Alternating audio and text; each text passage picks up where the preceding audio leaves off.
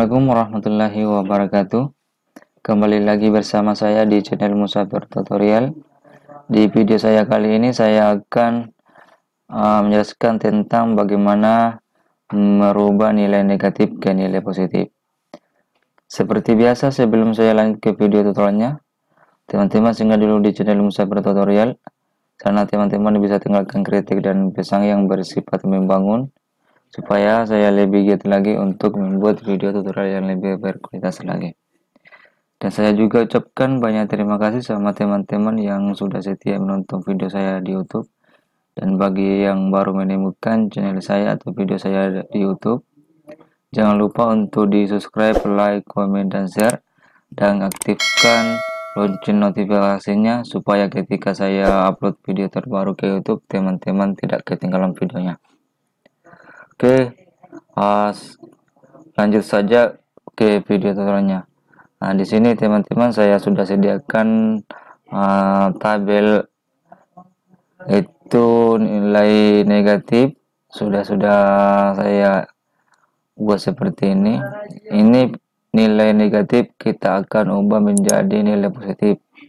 Kalau selama ini teman-teman masih menginput data seperti ini yang masih manual seperti ini, itu akan memperlambat atau teman-teman akan menguras tenaga atau memperlama penginputan data kalau kita input secara manual.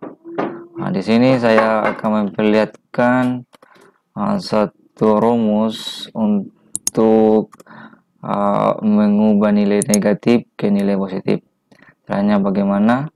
Nah, teman-teman bisa masukkan sama dengan, kemudian ABS, nah, seperti ini ABS, kemudian buka kurung, aktifkan numbernya atau nilainya seperti ini, kemudian balas kurung.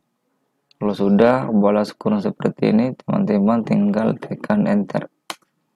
Nah, secara otomatis dia akan nilai positif akan berubah menjadi nilai negatif akan berubah menjadi nilai positif.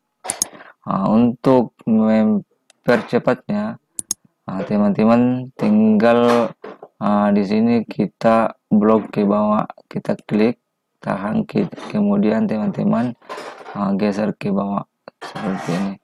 Nah, kalau sudah sampai di sini, teman-teman lepas klik. Dan secara otomatis semua nilai negatif akan berubah menjadi nilai positif seperti ini. Mungkin inilah video saya di kesempatan kali ini.